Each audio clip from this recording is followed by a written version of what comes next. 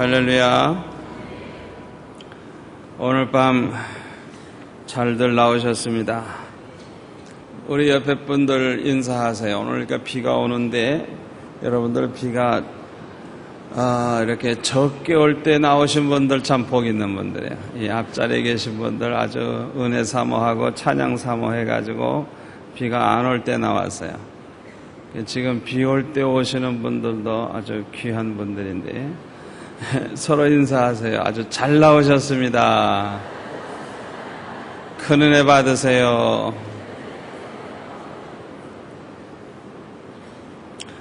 시편 146편 3절에 보면 방백들을 의지하지 말며 도울 힘이 없는 인생도 의지하지 말지니 그 호흡이 끊어지면 흙으로 돌아가서 당일에 그 도모가 소멸하리로다. 야곱의 하나님으로 자기 도움을 삼으며 여호와 자기 하나님에게 그 소망을 두는 자는 복이 있도다. 여호와는 천지와 바다와 그 중에 만물을 지으시며 영원히 진실함을 지키시며. 이 말씀 가운데 보면은 방백들을 의지하지 말라고, 도울 힘이 없는 인생도 의지하지 말라고. 왜냐하면 그 호흡이 끊어지면 그날로 모든 도모하는 것이 소멸이 된다고 말씀하고 있습니다.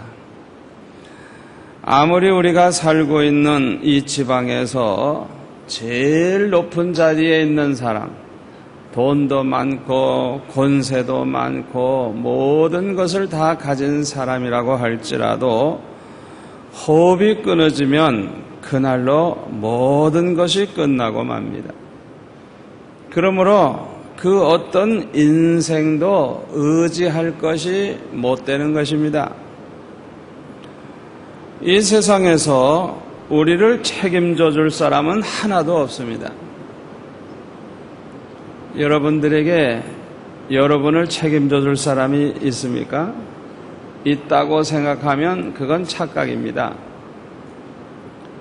이 세상 사람들 가운데 우리를 책임져 줄 사람은 아무도 없어요.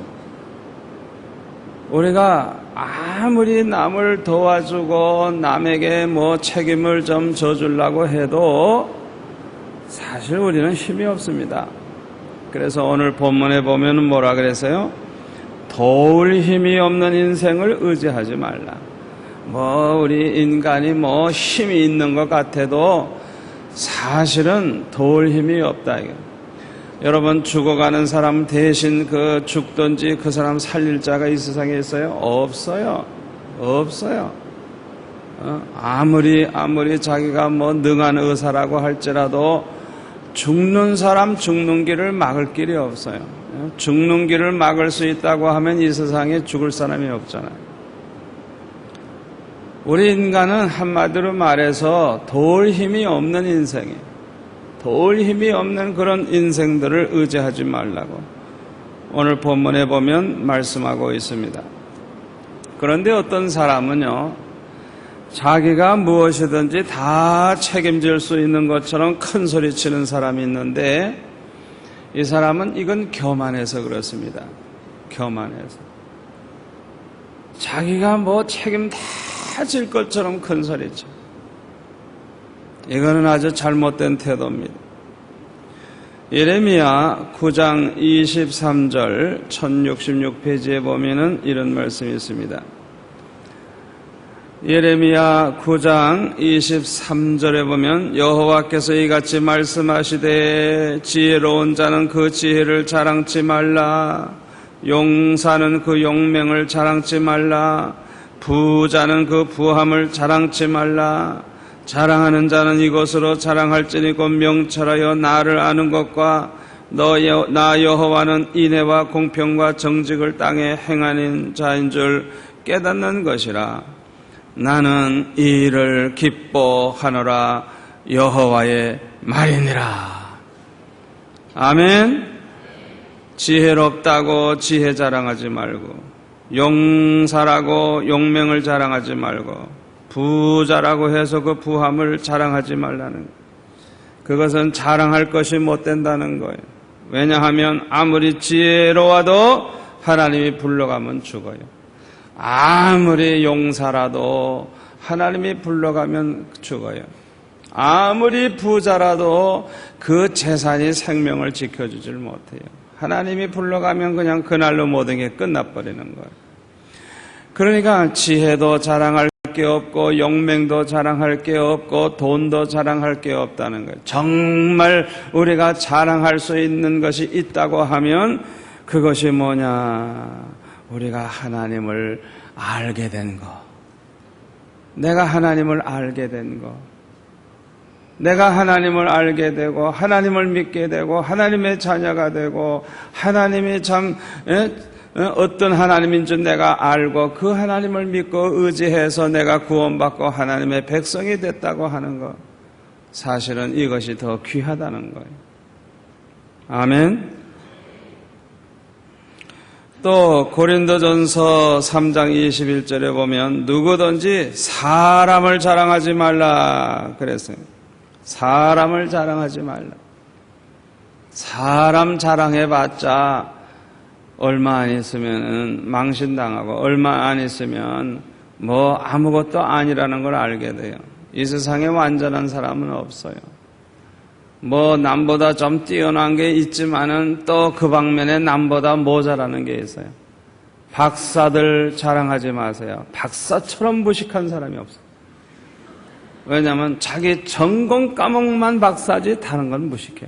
그냥 박사 되느라고 그냥 다른 건 책도 안 보고 그냥 공부만 열심히 해가지고 자기 전공 분야만 박사가 됐기 때문에 아직 이 박사처럼 무식한 사람도 없어요. 그래서 이 박사가 교만해지면 망신 많이 당해요. 왜? 자기는 굉장한 줄 착각을 하는데 사실은 무식하거든요. 이 세상에 완전한 사람은 없어요. 그러니까 사람을 자랑하지 말라는 거예요. 여러분 아들 자랑하지 마세요. 딸 자랑하지 마세요. 그거 다 자랑할 게 못 되는 거예요. 그저 자랑할 만해도 아이고 좀 부족해요. 훌륭한 아들이라도 아이고 부족해요. 우리 아들 부족해요. 그게 정상이에요. 정상. 고린도전서 4장 7절에 보면 너희들이 받지 아니한 게 뭐가 있느냐? 다 하나님으로부터 받은 게 아니냐? 그런데 어찌하여 받지 아니한 것처럼 자랑하느냐? 여러분 생각해 보세요. 우리가 지금 가지고 있는 생명도 하나님이 주셔서 받은 것입니다. 건강도 하나님이 주셔서 받은 것입니다. 여러분의 재산도 다 하나님이 주셔서 받은 것입니다. 여러분이 살고 있는 집도 하나님이 주셔서 받은 것입니다. 여러분의 아들, 딸도 하나님이 주셔서 받은 거예요. 하나님이 안 주시면 죽어도 못 낳아. 애를 못 낳아. 그냥 하나님이 주셔야 낫지.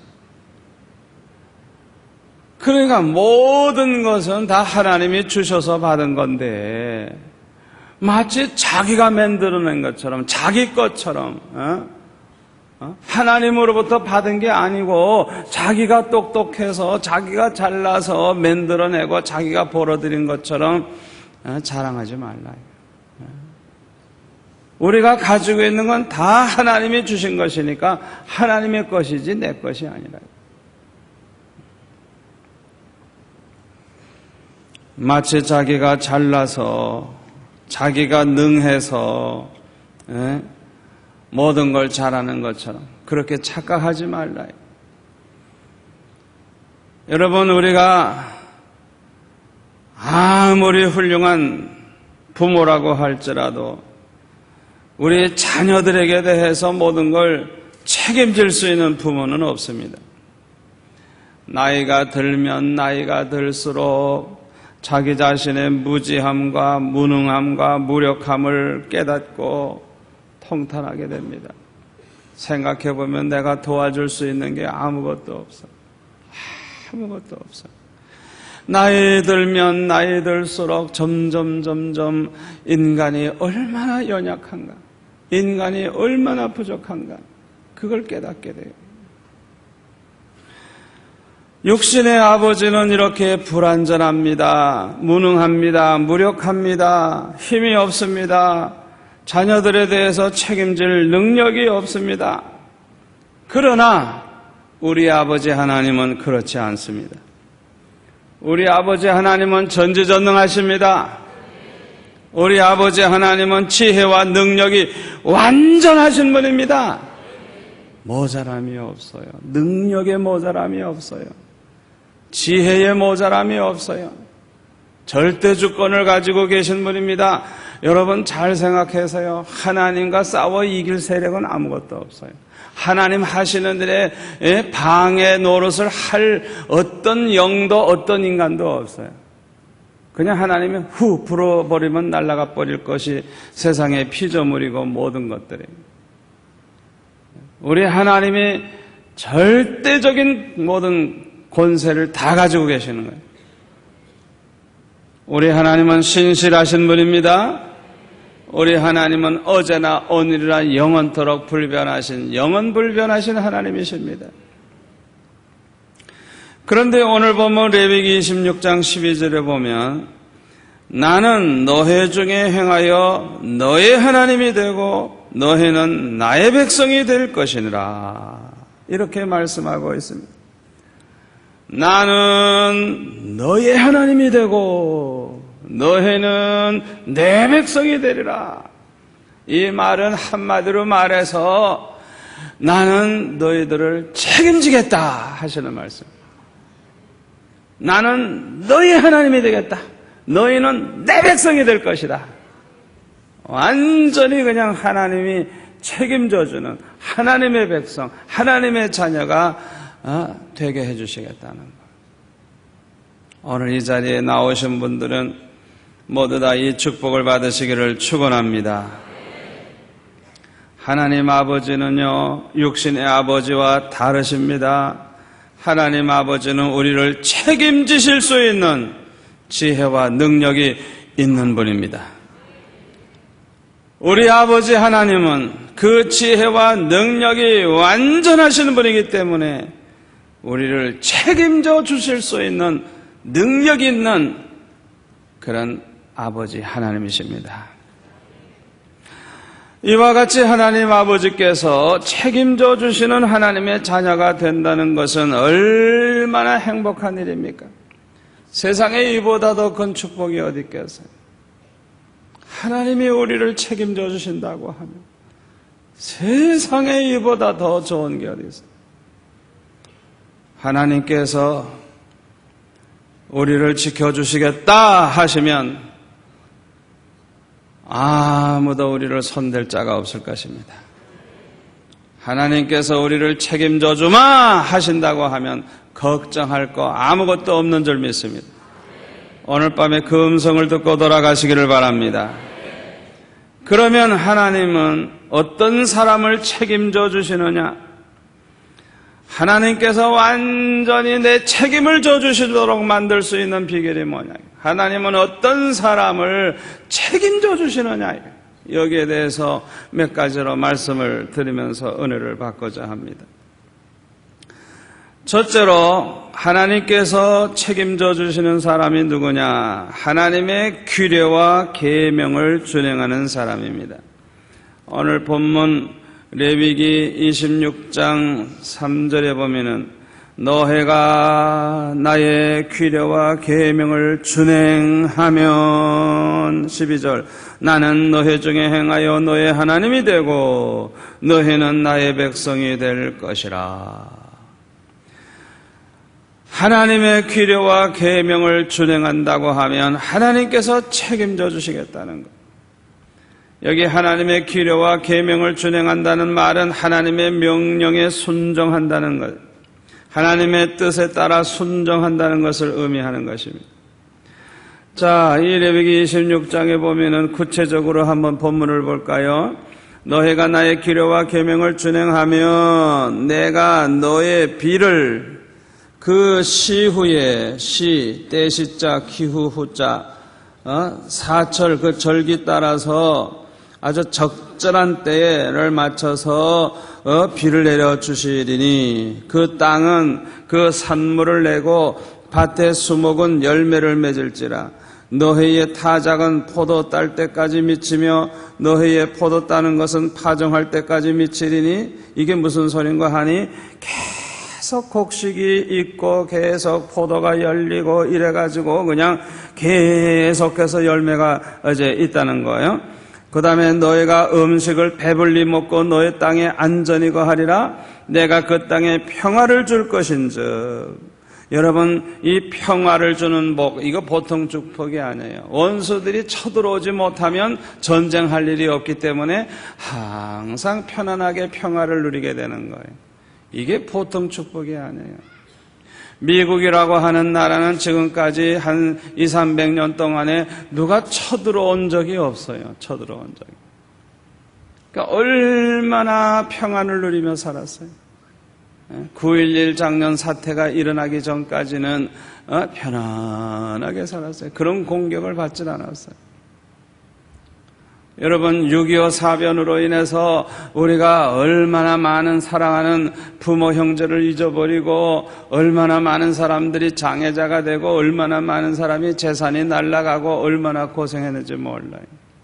그러나 지금까지 약 52년 동안 전쟁이 없었던 거 여러분 감사하시기 바랍니다. 감사하시기 바랍니다. 전쟁에 날 듯 하면서도 안 나는 거. 이거 보통 축복 아니에요. 저는 그렇게 생각해요. 우리 성도들의 그 뜨거운 기도, 그냥 전쟁에 날 듯 하면 그냥 철학기도, 산기도 그냥 발버둥 치며 기도하는 이 성도들의 기도로 말미암아 하나님께서 이 땅에 전쟁을 막아주신 줄 믿습니다. 북한에서 뭐 핵무기를 만들고 뭐 어쩌고 그보다 더한 무기가 있다고 하는데요. 저는 그렇게 생각해요. 이제 때가 된 거예요. 때가 된 거예요. 북쪽이 이제는 망할 때가 된 거예요. 문이 열릴 때가 된 거예요. 우리의 기도가 이제는 이루어질 때가 된 거예요. 하나님께서 머지않은 장래에 이제 곧 문을 여실 겁니다. 북한의 문을 여실 겁니다. 안 열고 못 베게요. 저렇게 허세를 부리고 큰 소리 치는 게 뭔 줄 압니까? 죽기 직전에 있다는 증거이죠. 너무너무 굶어 죽는 사람이 많고 백성들이 아주 완전히 그냥 반기를 지금 일으키려고 하는 그런 상황에 있기 때문에 아주 그냥 그 코너에 몰린 쥐새끼와 같아요. 막판에 그냥 한 번 발악을 한 번 하는 것뿐이에요. 아무것도 안 해요. 저렇게 상황이 나빠지면 원조도 더 못 받고 더 봉쇄작전하고 그러면 더 빨리 더 많은 사람 굶어 죽을 거예요. 그 하나님이 하시는 거예요. 우리나라가 이렇게 평화롭게 살아온 거 감사하시기를 바랍니다. 내가 그 땅에 평화를 줄 것인즉 평화도 내가 이루는 게 아니에요. 하나님이 주셔야 평화를 이루는 거예요. 너희가 누구나 너희를 두렵게 할 자가 없을 것이며 여러분 마음속에 자꾸 두려움이 있는 사람 자꾸만 걱정이 돼. 잠잘 때도 걱정, 길을 가도 걱정, 여행을 해도 걱정, 사업을 해도 걱정. 여러분 그 걱정, 두려움이 있는 거 이런 거 안 좋은 거예요. 그거는 믿음이 아니에요. 그거는 사탄이 우리를 공격하는 방법 중에 하나가 뭐냐 하면 자꾸 두렵게 만들고 자꾸 걱정하게 만들고 자꾸 불안하게 만들어서 모든 걸 망치게 만드는 거예요. 그거는 하나님이 주시는 게 아니에요. 그거는 하나님은 원수들에게 망할 자에게 주시는 거예요. 성도들에게 두려움이 생겼다면 그건 사탄이 역사하는 거예요. 믿음이 약한 증거예요. 믿음이 병들었고 기도가 너무나도 약해진 증거예요. 오늘 밤 잘 나오셨습니다. 두려움이 있는 분들 오늘 밤 사라질 것입니다. 해결될 것입니다. 너희를 두렵게 할 자가 없을 것이며 내가 사나운 짐승을 그 땅에서 제할 것이요 칼이 너의 땅에 두루 행하지 아니하. 이 칼이 두루 행한다는 거. 이 날강도들 또 적군들 이런 사람들이 해치는 일이 없다는 거죠. 너희가 대적을 쫓으리니 그들이 너희 앞에서 칼에 엎드러질 것이라. 너희의 다섯이 백을 쫓고 너희의 백이 만을 쫓으리니 너희의 대적들이 너희 앞에서 칼에 엎드러질 것이며. 하나님께서 함께 하시고 하나님이 싸워주시기 때문에 이런 일이 일어나는 것이죠. 내가 너희를 권고하여 너희와 세운 언약을 이행하여 너희로 번성케 하고 너희로 창대케 할 것이며, 너희는 오래 두었던 묵은 곡식을 먹다가, 왜냐하면 너무너무 먹을 게 많으니까 밥을 잘 안 먹어. 그러다 보니까 곡식이 그냥 오래돼가지고 묵었어요. 그런데 또 새 곡식이 나오니까 묵은 곡식은 안 먹죠. 가난한 사람 주든지 못 사는 사람들 구제하든지. 그러니까 양식이 모자라는 게 아니라 남아서 다 먹질 못해서 묵은 곡식은 그저 남주고 마는 이제 이런 일이 벌어진다는 게 넘치는 축복이죠. 내가 내 장막을 너희 중에 세우리니. 옛날에는 성전이 없고 성막이 있었죠. 또 12절에 나는 너희 중에 행하여 너의 하나님이 되고 너희는 나의 백성이 될 것이라. 예레미야 7장 23절 1062페이지에 보면 또 이런 말씀이 있습니다. 예레미야 7장 23절 1062페이지 7장 23절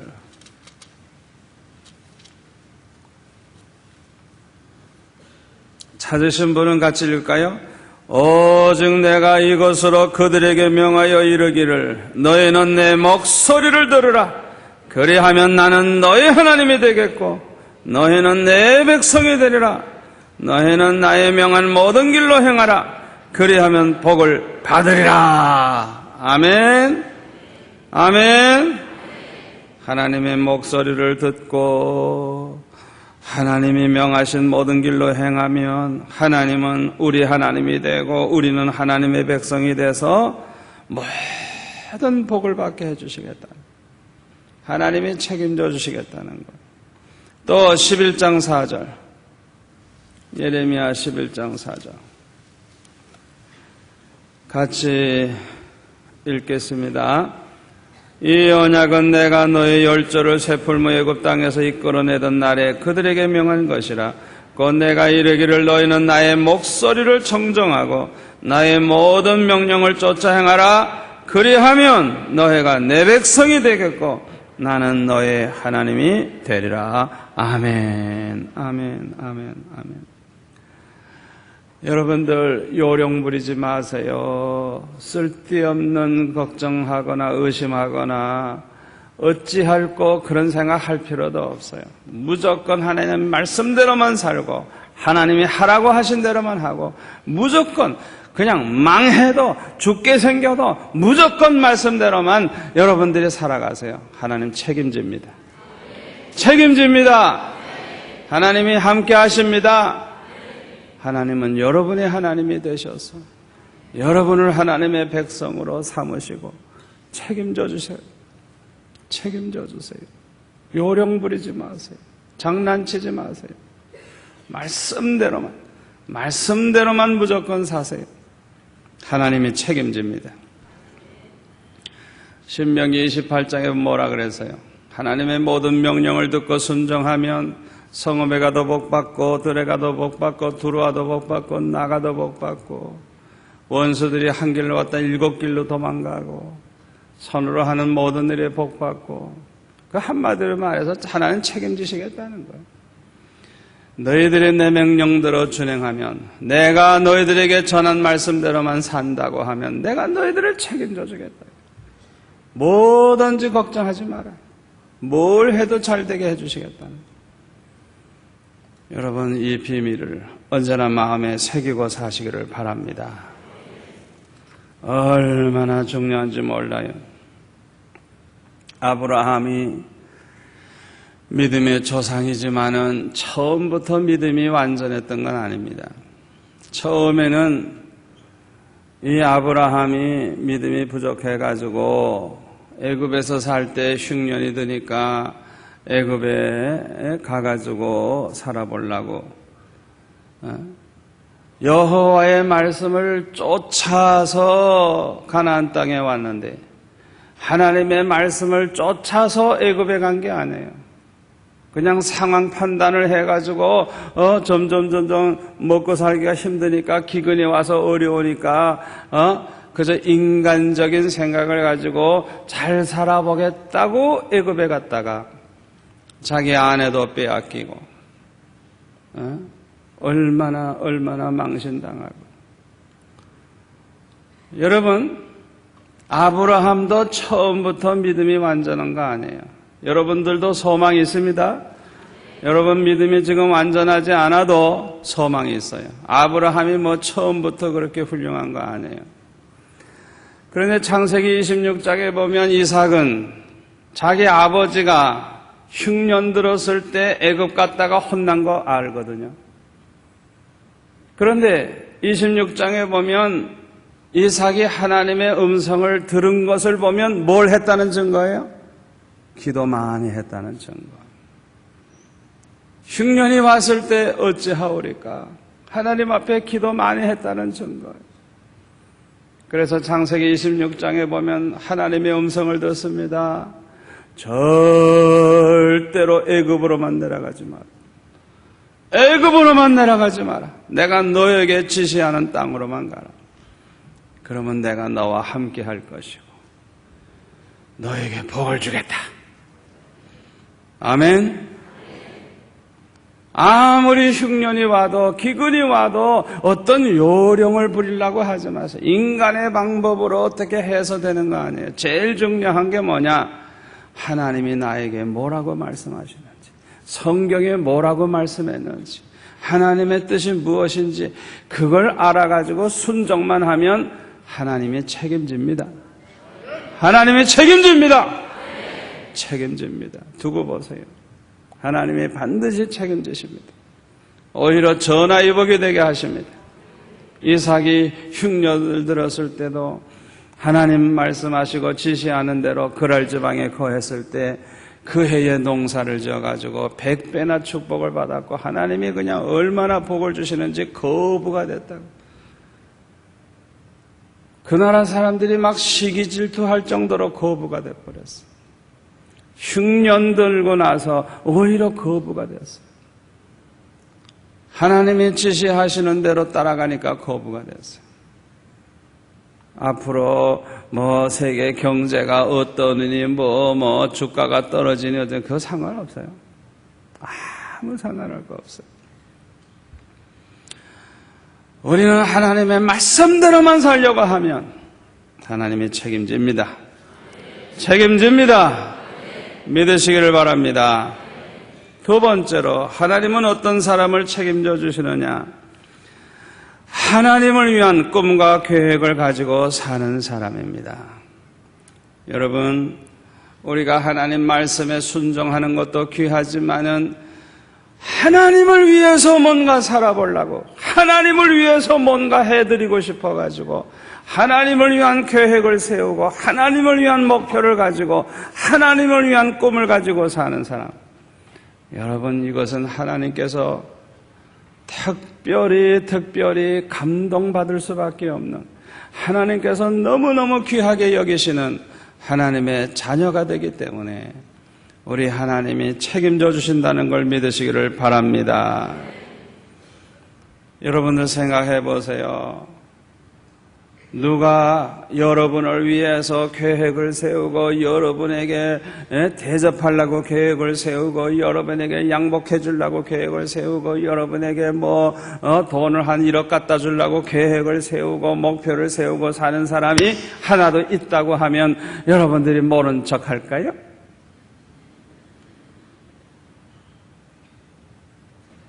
아마 굉장한 감동을 받을 거예요. 이야, 저런 사람이 다 있구나. 그런 사람이 어떤 계획을 가지고 여러분을 대접하거나 여러분에게 돈 1,000만 원을 갖다 줬다 그러면 아마 눈물이 나올지도 몰라요. 세상에 내가 뭔데 나를 이렇게도 사랑해가지고 나를 위해서 이렇게 계획을 세우다.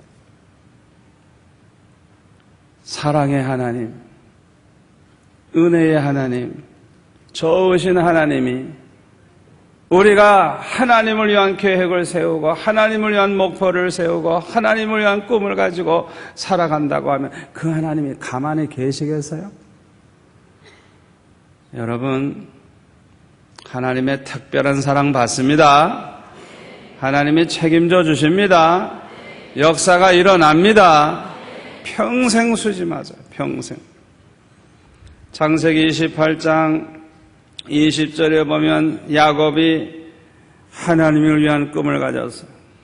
하나님께서 나와 함께 계시사 내가 가는 이 길에서 나를 지키시며 나에게 먹을 거가 입을 거 주셔서 아버지 집으로 무사히 돌아오게 해주신다고 하면 여호와께서 나의 하나님이 되실 것이요 기둥으로 세운 이 돌이 하나님의 전이 될 것이요 하나님이 내게 주시는 모든 것에서 10분의 1은 내가 반드시 주님께 드리겠나이다.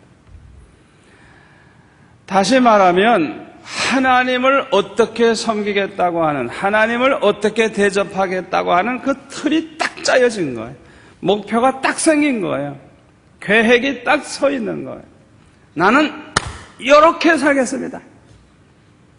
하나님 나와 함께 해주세요. 날 책임져 주세요. 그 소리죠. 나와 함께 해주세요. 그래서 나에게 먹을 거 입을 거 주셔서 내 목숨 지켜주셔서 편안히 돌아오게만 해주십시오. 그러면 나는 이렇게 나는 살겠습니다. 나는 여호와 하나님만 섬기겠습니다. 이 돌이 하나님의 전이 될 것입니다. 하나님이 내게 주시는 것에는 10분의 1은 반드시 주님께 드리겠나이다. 그렇게 분명한 꿈과 계획을 세워놓고 살아가는 이 야곱, 성경에 보면요, 하나님이 함께 하시고 하나님이 지켜주시고 만사 형통하게 하시고 막 그냥 원수 것을 빼앗아 주셨다. 막 빼앗아 주셨다. 막 하나님이 또 해치려고 하면 막 꿈에 나타나서 책망해가지고 야곱에게 아무 말도 하지 마 하고 그냥 막 하나님이 그냥 막아주시고 완전히 야곱을 책임져 주신 걸 볼 수가 있어요. 성경에 보면 야곱이 거부가 된 걸 알 수 있어요. 하나님께서 얼마나 축복하셨는지 몰라요. 그저 먹을 거 입을 거나 줘서 아버지 집으로 돌아온 게 아니에요. 거부가 돼서 돌아왔어요. 거부가.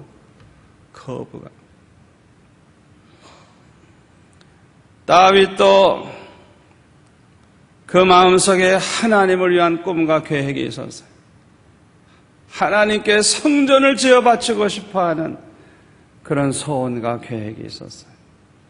하나님께서 성전 짓는 거 허락 안 했지만은 아들 대에 가선 짓게 해주마 하신 그 말씀 때문에 자기는 못 져도 아들 대에 가서는 성전 짓는다고 하는 그 말씀을 붙잡고 그 아들 대에 가서 성전 지을 모든 자재를 다 준비하는 거예요. 금은 모화와 돌과 모든 걸, 백향목과 모든 걸 그냥 다 준비해가지고 솔로몬은 그냥 짓기만 하면 되는 거예요. 그러니까 솔로몬은 짓는 수고만 했지 실제로 지어 바친 건 누구예요? 다윗이죠. 뭐 다윗이 금은 모화 다 드리고 그냥 모든 준비 다 했잖아요. 그런데 성경을 보면 다윗이 얼마나 축복을 받았는지, 제가 이 다윗에 대해서 성경을 읽으면 기분이 좋아요. 다윗이 어디로 가든지 이기게 하시고 언제나 하나님이 함께 하시고 언제나 하나님이 승리케 하시고. 여러분, 옛날에 전쟁에 승리한다는 게 뭔지 압니까? 전쟁에 승리하면요, 그 나라의 금은 뭐하고 뭐고 다 가져오는 거예요. 다 가져오는 거예요. 엄청난 재산이 증식되는 거예요. 근데 다윗은 백전백승에 그냥 하나님이 언제나 함께 하셔서 이기게 하셨다. 이기게. 잘 되게 하시는 거예요. 하나님을 위한 꿈과 계획을 가지고 있는 것을 아시고 다윗이 얼마나 하나님을 사랑하고 하나님을 위해서 드릴 것을 아시는 하나님, 얼마나 부어주셨는지 말도 못해요. 말도 못해요. 여러분, 이제라도 하나님을 위한 계획을 구체적으로 세우세요. 하나님을 위해서 나는 이렇게 살겠다. 하나님을 위해서 나는 이렇게 바치겠다. 남은 여생은 나는 하나님을 위해서 이렇게 살겠다고 아주 구체적으로 계획을 세우시고 구체적인 목표를 가지시고 여러분들 이제 살아가 보세요. 하나님 책임집니다. 책임집니다. 저는 일찍이 철이 나가지고 초등학교 6학년 때부터 꿈을 가지기 시작해가지고 벌써 중학교 1학년쯤 됐을 때는 아주 평생의 계획이 완벽하게 세워져 있었어요. 주님을 가장 기쁘시게 해드리는 일을 하자. 그것은 바로 영혼을 구원하는 일이다. 많은 영혼을 구원하는 일이다. 이 나라 이 백성을 모두 다 구원해야 되겠다. 그런 마음을 가지고 이 나라 백성을 몽땅 구원하는 목사가 되어야 되겠다. 내 목표가 딱 정해지는 거예요. 그 목표가 정해지니까 이 나라 백성을 몽땅 구원하려고 하면 정말 능력 있는 하나님의 종이 되어야 되겠다. 능력 있는 하나님의 종이 되고 정말 백성들이 존경하는 목사가 되어야 되겠다. 그러려면 공부도 잘해야 되겠다. 성령만 받아가지고 안 되겠고 공부도 잘해야 되겠다. 목표가 정해졌기 때문에 주님을 위해서 살 계획이 정해졌기 때문에 그것을 이루기 위해서 구체적인 계획, 주를 위해서 살기 때문에 공부를 더 잘해야 되겠다. 주를 위해서 나는 살 사람이기 때문에 학교도 더 좋은 데를 가야 되겠다. 그래서 아예 결정을 내가 해버렸어요. 중학교, 고등학교, 대학교 다 결정해버렸어요. 돈 걱정은 안 했어요. 왜? 그때도 너무 가난해가지고 사치내비도 못 내고 아무것도 못 내는 형편인데 내가 걱정한다고 되나요? 은혜 받았을 때는요 걱정이 없어요. 얼마나 기쁘고 얼마나 좋은지, 왜 그렇게 좋은지 몰라요. 그냥 은혜 충만함을 받았을 때 그 행복함, 세상에 아무것도 걱정 안 되는 거예요. 그렇게 가난해도, 판잣집에서 살아도, 사치내비를 못 내도 아무것도 걱정이 안 돼요. 얼마나 행복하고 얼마나 좋은지, 얼마나 기쁜지. 걱정을 언제 하게 되느냐? 믿음이 약해졌을 때 걱정하게 되는 거예요. 점점 이제는 때가 되니까 걱정이 안 될 수가 없죠. 중학교 시험을 쳤는데 학비가 없으니 걱정이 안 됩니까? 당장 이제 입학금 내야 되는데 없는데. 이야, 참 눈앞에 딱 그냥 문제가 부딪히니까 그냥 밥맛도 없고요. 그냥 기도가 안 돼. 그냥 걱정이 앞서니까 기도가 다 안 돼. 기도가 안 돼. 그렇게 뜨겁게 기도하던 사람이 기도가 안 돼. 그래도 그동안 쌓아놓은 기도가 있잖아요. 날마다 입을 뒤집어 쓰고 무릎 꿇고 눈물 흘리며 기도한 그 기도가 있잖아요. 쌓아놓은 기도가 있으니까 막상 그냥 입학금을 마련하지 못했을 때는 너무 걱정이 돼서 기도가 잘 안 됐는데 그래도 하나님은 응답을 다 해놓으셨어요. 하나님께서 이미 다 준비해 주셔서 우리가 부탁한 적도 없지만 장학금 결정이 딱 돼가지고 입학금부터 졸업 때까지 끝하고 다 준비해 놓으셨어요. 대학교 갈 때도 다 준비해 놓으셨어요. 살아온 과거를 보면요, 하나님이 완전히 저를 붙잡고 가장 좋은 길로 하나님이 인도하셨음을 알 수가 있어요. 하여튼 때때로 하나님이 위로를 주시는데요, 세상에 그런 위로가 어디 있겠어요? 그렇게 가난하고 그렇게 힘들지만은 하나님께서 그냥 때때로 위로를 주시는데 얼마나 감격스러운지 몰라요. 중학교 1학년 되니까요, 신문기자들이 막 찾아와요. 국회의원이 찾아와요. 어떤 분은 의형제 삼자 그래요. 동네 사람들이 훌륭한 사람 자꾸 저한테 소개해줘요. 그래가지고 저는 저 자신이 모르고 있었지만 아주 유명인사가 돼 있었어요, 제가. 그러니까 찾아오는 걸 보면 동네 사람들이 자꾸 데려오는 거예요.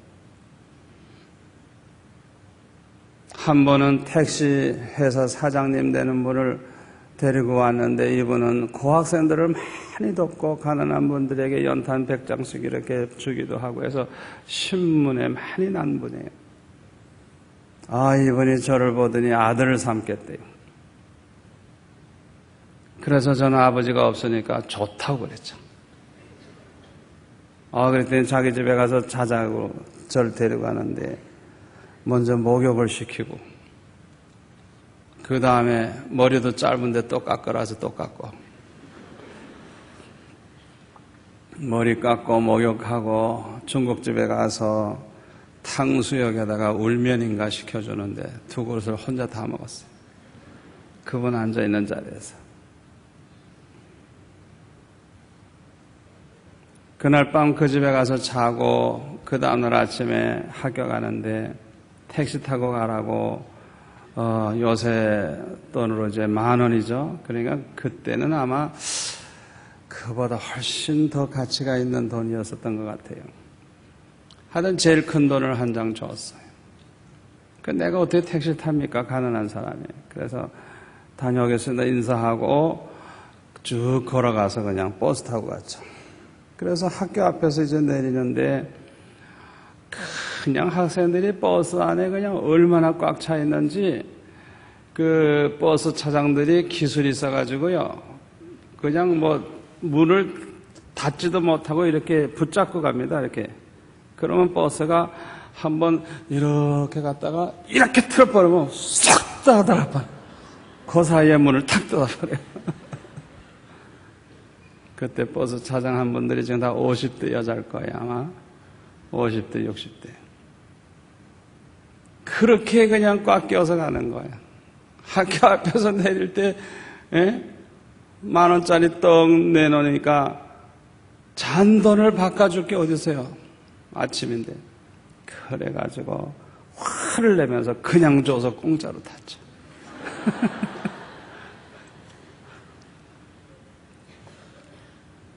그날 백화점에서 만나자. 그래서 백화점에 갔더니 교복에다가 뭐 운동화에다가 다 사주시고 또 문방구에 가가지고 너 필요한 거 골라라. 그래서 난 그때 중학교 1학년, 2학년 뭐 그때인데도 고3 때 것까지 다 쓸 거 그냥 한 보따리 그냥 그렇게 골랐죠. 돈 많은 사람은 그까지가 뭐 얼마다. 중학교 2학년, 3학년 때 수영장 놀러 캠핑을 나갔더니 그냥 사과 박스에다가 그냥 뭐 고기 통조림, 과일 뭐 할 것 없이 그냥 우리 친구들 먹을 것까지 그냥 몇 상자를 해줘서 우리 친구들이 내덕 많이 봤죠. 하여튼 하나님 행하심이 얼마나 오묘한지.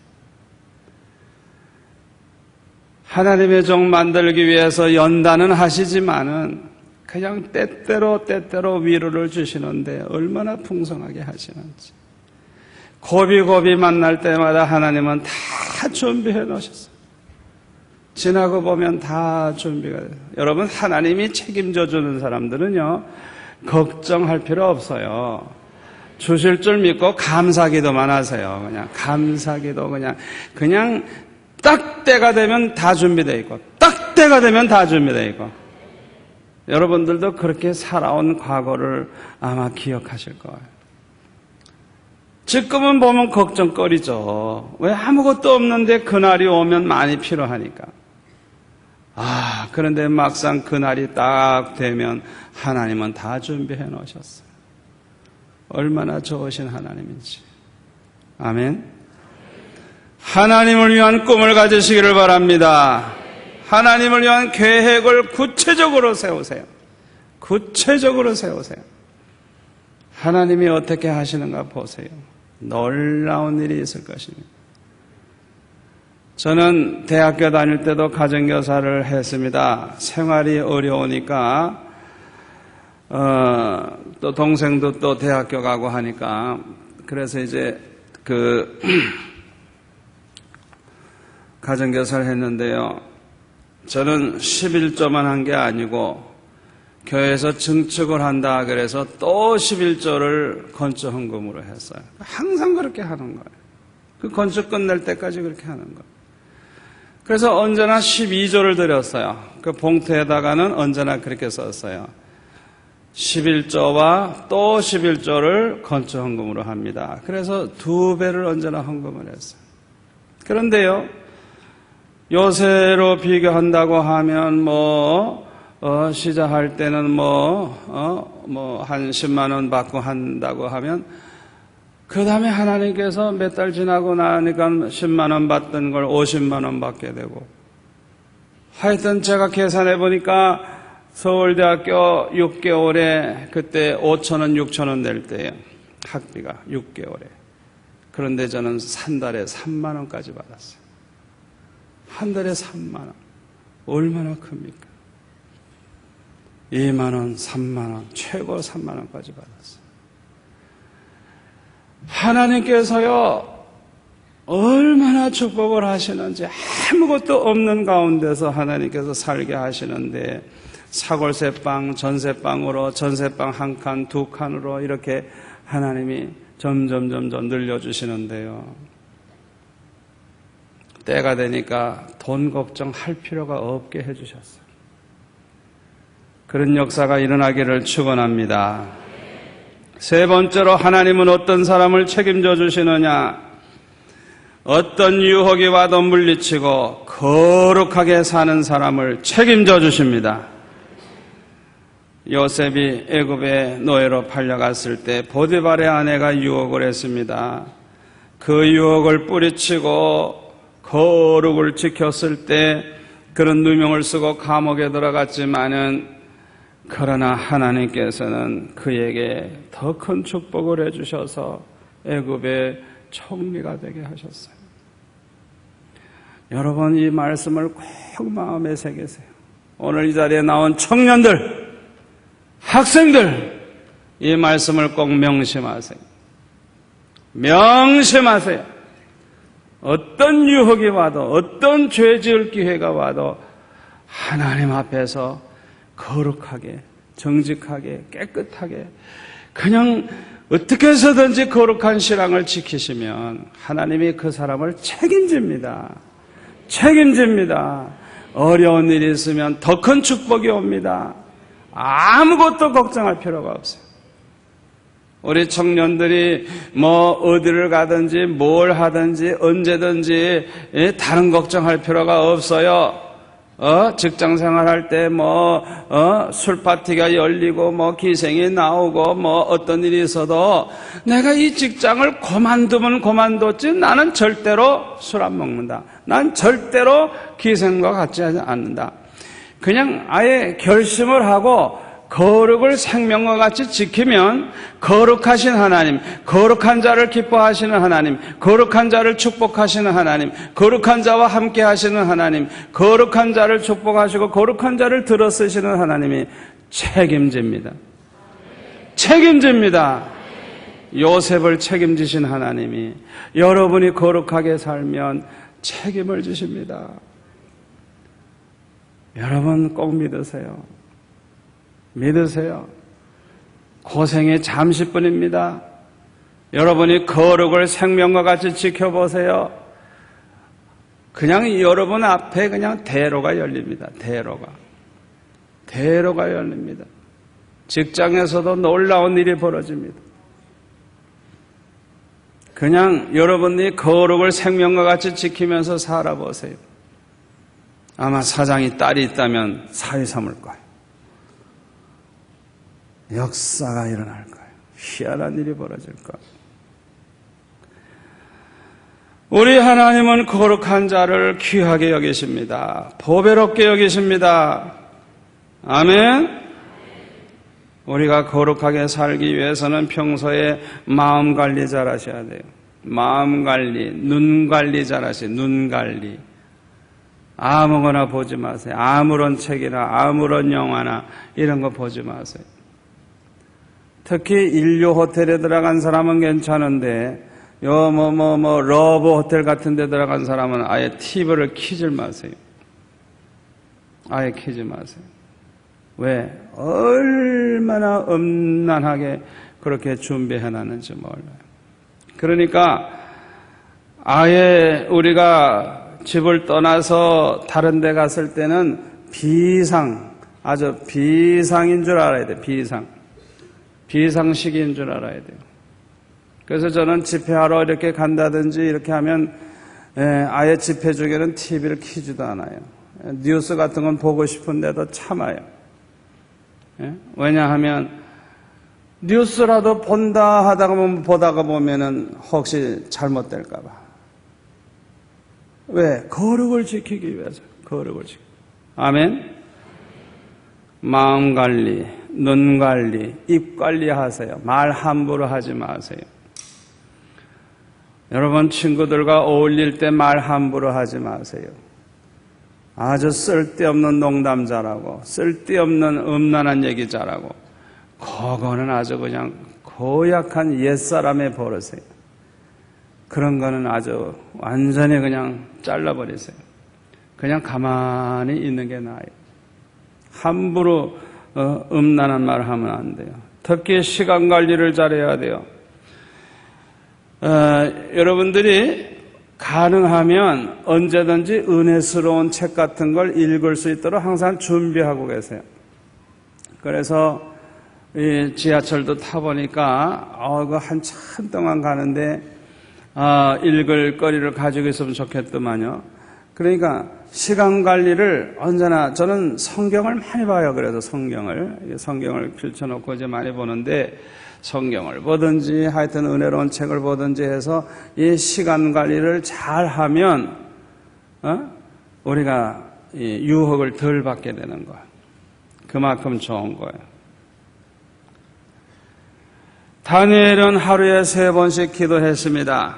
그런데 기도하면 이제 사자굴에 들어가게 되는 아주 엄청난 시험이 그 앞에 다가왔을 때 그는 평소에 정한 장소에서 기도하는 건 그만두고 그냥 눈 뜨고 기도하면 되겠지 그래도 기도가 아닌가 이러고 타협도 할 수 있죠. 그러나 다니엘은 타협하지 않았어요. 평소와 똑같이 정한 장소에 가서 하루에 3번씩 기도했어요. 사자굴에 들어가서 죽는다고 할지라도 기도 생활을 양보할 수 없다. 여러분, 이 기도 생활을 지키는 것은 곧 거룩을 지키는 겁니다. 기도 생활하지 아니하면서 거룩을 지킬 수 있는 사람은 이 세상에 하나도 없습니다. 여러분 아무리 목사님이라도 장로님이라도 기도 생활 제대로 안 하고 거룩하게 살 수 있는 사람 아무도 없어요. 아무도 없어요. 절대로 없어요. 기도 생활은 절대 양보하면 안 돼요. 거룩을 지키기 위해서는 피곤해도 기도해야 돼요. 바빠도 기도해야 돼요. 기도 생활을 포기하면 안 되는 거예요. 다니엘이 기도하는 걸 포기했다면 그는 패하고 말았을 거예요. 저는 이 다니엘처럼 하루에 3번씩 교회 가서 기도하는 걸 어렸을 때 결심을 하고 그대로 지켜왔습니다만은 하루에 3번씩 기도하니까 좋은 게 많아요. 뭐가 좋으냐 하면요. 내가 혹시 마음이 흔들리고 혹시 죄를 졌다 할지라도 하루에 3번 아침에 기도하고 학교에서 돌아올 때 기도하고 저녁 먹고 나서 기도하고 그러니까 아무리 해결 안 돼도 그날 밤까지는 해결되는 거예요. 3번 하루에 기도하다가 보면 반드시 회개하게 되고 반드시 해결이 돼요. 너무너무 걱정되고 너무너무 괴로우면 철학기도 해버리는 거예요. 철학기도 하다가 나는 회개하려고 기도하는데 철학기도 한 날은 오히려 성령 체험받고 그냥 때로는 불받고 응답받고 돌아와요. 그래서 나는 아침에 돌아올 때 나는 지금 괴로워서 문제가 있어서 기도하러 왔는데 아침에는 은혜 받고 가니까 야 희한하다.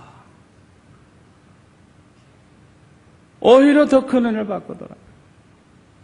그런 역사가 여러분에게도 일어나시기를 바랍니다.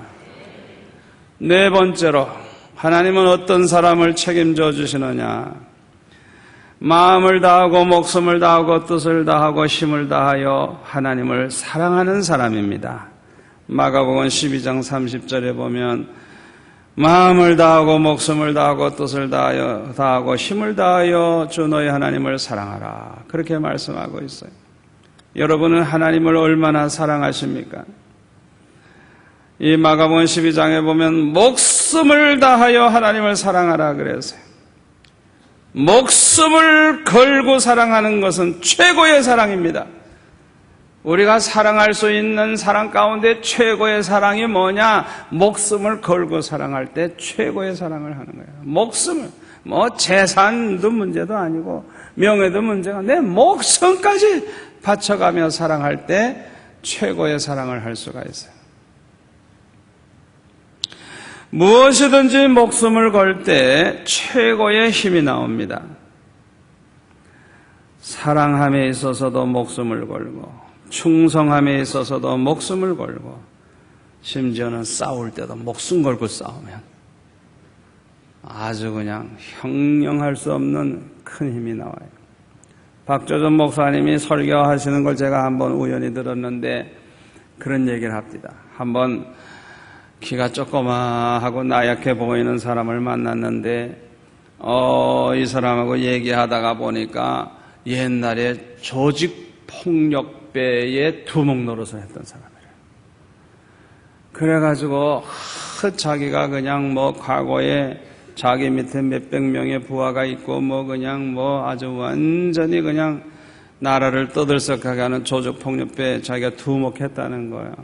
그래서 그 박 목사님이 이렇게 그분을 보니까 자기가 오히려 그 조직폭력배 두목보다 자기가 오히려 더 나을 것 같더라고요.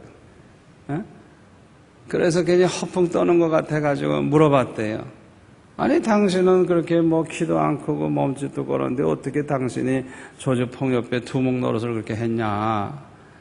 그랬더니 얘기하더래요. 목숨 걸면 두목된대요. 싸울 때 아예 그 시간 죽을 생각하고 덤빈대요. 그러니까 이 깡패들이 그걸 안 돼요. 상대편이 벌써 아예 죽을 결심하고 달겨들 때는 그때는 안 싸운대요. 왜냐하면 둘 중에 하나 죽거든요. 그러면 아예 끝나버리니까 그래도 아이고 형님 하고 그냥 무릎 꿇려버린대요. 그러니까 이 사람은 아예 그냥 목숨을 걸고 싸워가지고 두목 노릇을 했다는 거예요. 여러분, 은혜 받기 위해서 목숨을 걸어보세요. 은혜 받습니다. 은혜 받습니다. 왜 주의 응답을 못 받습니까? 왜 주의 음성을 못 들어요? 목숨을 걸고 기도해 본 적이 없어요. 참 딱해요. 이유는 그거 하나예요. 한두 시간 기도하는 거 아니에요. 응답 안 받으면 아예 죽을 각오하고 기도해 보세요. 며칠간. 어쩌면 그날로 끝나요, 그날. 아예 죽을 각오하고 덤비는데 더 이상 바랄 거 뭐 있어요, 그냥. 하나님께서, 됐다. 그냥 그 생명 걸고 기도하는 거 보시면 그냥 그날 밤으로 응답이 오는 거. 여러분 하나님 앞에 은혜 받기 위해 생명 걸어보세요. 꼭 해결해야 할 문제가 있다면 생명 걸고 기도해 보세요. 질질 끌지 마세요. 생명 걸고 그냥 하룻밤이라도 그냥 아예 끝장낸다 생각하고 기도해 보세요. 오늘 밤 내 영혼 굴러가시든지 응답 주시는데 둘 중에 하나 하십시오. 나 이거 응답 안 해주시면 난 사는 것도 원치 않으니까 오늘 밤에 나 불러가십시오 하고 그냥 결사적으로 그냥 아주 발버둥쳐 기도해보세요. 어떤 일이 벌어지는가. 저도 그렇게 기도하다가 응답받은 적이 많이 있어요. 개척 초기에 못된 집사가 하나 있어가지고 아버지 오늘 밤에 날 불러가시든지 그 집사를 불러가시든지 둘 중에 하나 하십시오. 나를 다른 데로 보내시든지 그 집사를 내쫓아주신 둘 중에 하나 하십시오. 얼마나 밤새도록 그냥 아예 끝장내는 기도하는 거예요. 그냥. 오늘 밤에 날 불러가시든지 그 영혼 불러가시든지 둘 중에 하나 하십시오. 정말 하나님 앞에 그냥 얼마나 몸부림을 찾는지 몰라. 하여튼 죽을 각오하고 그렇게 결사적으로 기도하니까 몇 시간 기도 안 했어요. 새벽녘에 그냥 응답이 오는데 네가 문제다. 아이고 주여. 여러분 하나님께서 응답하시면요 책망이든지 뭐든지 다 축복이 됩니다. 하나님 앞에 기도할 때 응답이 오면 다 축복이 돼요. 네가 문제다. 아무도 없을 때 혼자 기도하고 있었는데 네가 문제다. 그래가지고 너무너무 기가 차가지고 아니 나는 문제가 없는 목사인 줄 아는데 내가 문제라고 그러니 얼마나 기가 차. 그래가지고 할 말이 없으니까 아버지 나는 내가 문제가 뭔지도 모르는 문제 있는 목사입니다. 무조건 그냥 용서해달라고 막 울면서 기도했죠. 그냥 무조건 용서해달라. 그냥 정신없죠. 내가 문제라 그러니까. 그때 주님이 인자한 음성으로 말씀하시기를 나는 너를 붙잡고 일을 하고 있지 내가 그 집사를 붙잡고 일을 하고 있는 게 아니다. 그 집사는 너에게 붙여준 양일 뿐이다. 부흥이 되는 것도 네가 할 탓이고 부흥이 안 되는 것도 네가 할 탓이고 나는 너를 붙잡고 일하기 때문에 모든 문제는 네가 문제다. 주님께서 나보고 그렇게 말씀하시는 거예요. 그래서 저는 그때 그래서요. 주님 내가 다시는 성도들 원망 안 하겠습니다. 다시는 성도들 원망 안 하겠습니다. 그저 모든 문제 그저 내 문제인 줄 알고 이제는 모든 문제를 그렇게 풀어나가겠습니다. 그때부터는 문제 있는 교인도 걱정 안 해요. 왜? 그 교인들이 부흥시키는 것도 아니고 부흥을 막는 것도 아니고 부흥되고 안 되는 거는 주님이 나를 붙잡고 일하시기 때문에 내가 문제라요. 내가. 그 다음부터는 저는 자유로워졌어요. 걱정이 없어요. 그 다음부터는 골치 아픈 사람 신경 쓰고 혈기 내고 설교할 필요 없어. 왜? 걱정할 거 하나도 없으니까. 그래서 이제 제일 은혜를 사모하는 사람, 제일 예쁜 교인, 그냥 설교하다가도 막 내려가서 안아주고 싶은 사람들, 그런 사람만 보고 설교하는 거예요. 보기만 해도 기분 좋고 목회를 행복하게 해주고 너무너무 좋은 사람들, 그런 사람만 생각하고 설교하는 거예요. 그게 우리 교회 부흥의 비결이요 축복이 된 거예요. 아멘. 아멘. 전도하기 위해서도 목숨을 걸어보세요. 왜 전도가 안 됩니까? 선교사가 되려고 하시는 분들 선교를 위해서 목숨을 걸어보세요. 어느 나라에 간들 두려워하겠어요? 죽음도 두려웠지 않죠. 놀라운 일이 벌어질 거예요. 믿음을 지키기 위해서 생명을 걸어보세요. 거룩을 지키기 위해서 요셉처럼 생명을 걸어보세요. 기도 생활에 생명을 걸어보세요. 놀라운 일이 일어날 겁니다. 하나님을 위해서, 주님을 위해서, 말씀 순종하기 위해서 목숨을 걸어보세요. 놀라운 일이 일어날 것입니다. 여러분 잘 들으세요. 주님을 위해서 목숨을 버리는 사람은 산다 그랬어요. 자기 목숨을 보존하려고 그러고 자기가 살려고 하는 자는 죽게 되고 주를 위해서 죽고자 하는 자는 산다 그랬어요. 주를 위해서 생명을 바치고자 하는 사람, 믿음을 지키기 위해서 생명을 바치는 사람, 주를 위해서 충성하기 위해 생명을 바치는 사람, 죽는 게 아니에요. 생명 바치는 사람이 승리자가 되고 생명 바쳐 충성하는 사람이 이기게 되는 거예요. 아멘. 우리의 우상 가운데 최고의 우상이 뭐냐 하면 자기의 목숨입니다. 다른 건 다 포기해도 이 목숨 하나만은 포기하려고 안 해요.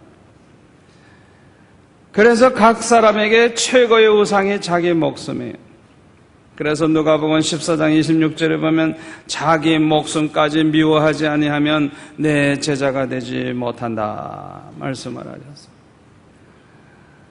목숨을 포기할 각오를 가져야 돼요.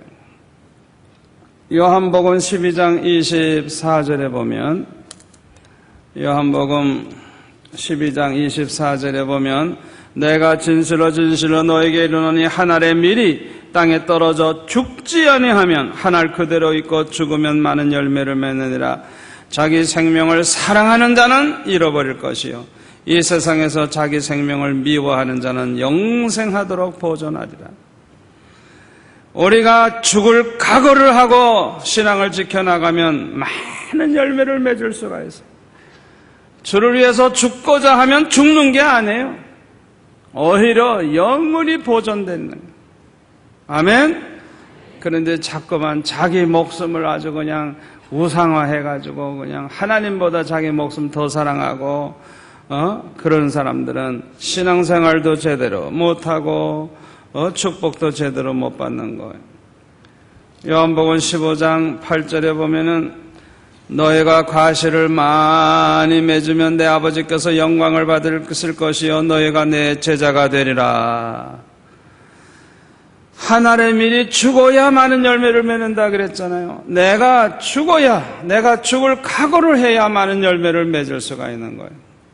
우리 목회자도 마찬가지예요. 자기가 자꾸 살라고 하면 목회가 안 되는 거예요. 자기가 죽으려고 해야 돼요. 죽으려고 포기해야 돼요. 재산도 포기하고 명예도 포기하고 때로는 그냥 목숨까지라도 바칠 각오를 하고 죽고자 하는 마음 가지고 목회를 하면 목회가 살아납니다. 축복을 받습니다. 죽고자 하면 살고 살고자 하면 죽고 이게 하나님의 법칙이에요. 여러분 오늘 이 말씀이 여러분에게 축복이 될 줄로 믿습니다. 하나님께서 책임져 주시는 사람이 되시기를 바랍니다. 우리 두 손 들고 주여 한번 외치고 한 3분 동안 기도하겠습니다. 주여! 아버지 하나님 감사합니다. 할렐루야 감사합니다. 오늘 밤에 귀한 말씀 주셔서 아버지 저희들에게 다시 한번 깨달음을 주시오니 감사합나이다. 아버지 하나님이여 간구하오니 주여 하나님이 책임져 주시는 하나님의 백성이 되기를 원합니다. 하나님이 내 하나님 되고 우리가 하나님의 백성 되어 땅 위에 사는 동안 하나님께서 책임져 주시는 사람이 되기를 원합니다.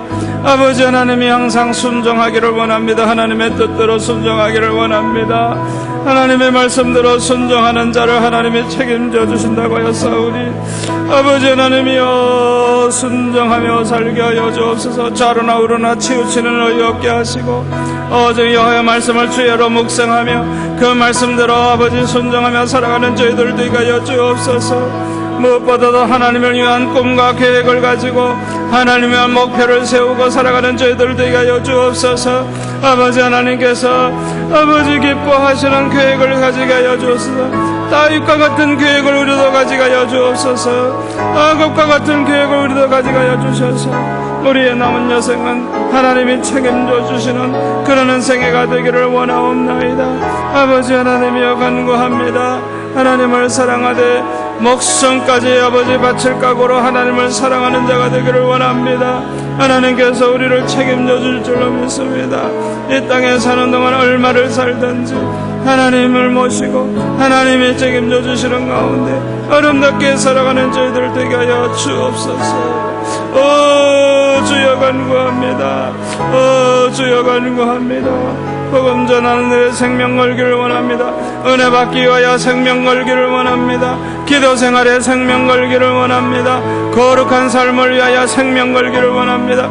어떤 유혹이 와도 아버지 거룩을 지켜나가면 아버지 하나님께서 책임지신다고 하여 싸우니 아버지 하나님의 요셉을 붙잡아 주신 내 아버지, 다니엘을 붙잡아 주신 아버지 하나님, 저희들도 거룩을 생명처럼 지켜서 아버지 하나님 책임져 주는 복된 자가 되게 하여 주옵소서. 아버지 하나님 감사합니다. 오늘 주신 말씀이 우리 성도들에게 축복이 될 줄로 믿습니다. 은혜 받는 일에 생명을 거는 자가 되기를 원합니다. 거룩을 위해 생명을 거는 자가 되기를 원합니다. 기도 생활에 생명을 거는 자가 되기를 원합니다. 하나님의 영광을 위한 소원과 계획과 목표를 가지고 생명을 거는 자가 되기를 원합니다. 하나님 말씀대로 순종함에 있어서 생명 거는 자가 되기를 원합니다.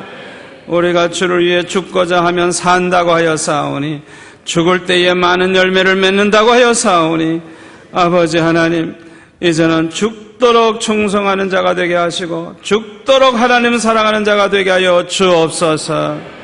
아버지 많은 성도들이 특별한 감사 예물과 일천 번제를 주 앞에 드립니다. 이 향기로운 제물을 주님께서 받으실 줄로 믿습니다. 이 시간 차원에서 또 헌금하는 시간을 갖고자 하오니 주님께서 우리 성도들을 축복하여 주옵소서. 아버지 한 사람이라도 아버지 마지못해 드리는 사람 없게 하시고 기쁨으로 드리게 하여 주옵시고 우러나는 마음으로 드리게 하시고 정성 담겨진 걸 드리게 하여 주옵소서. 드리고 싶지만 없어서 못 드리는 분들을 위로하시고 그분들에게도 믿음과 축복의 문을 활짝 열어주시기를 원합니다. 예수님의 이름으로 기도하옵나이다. 아멘.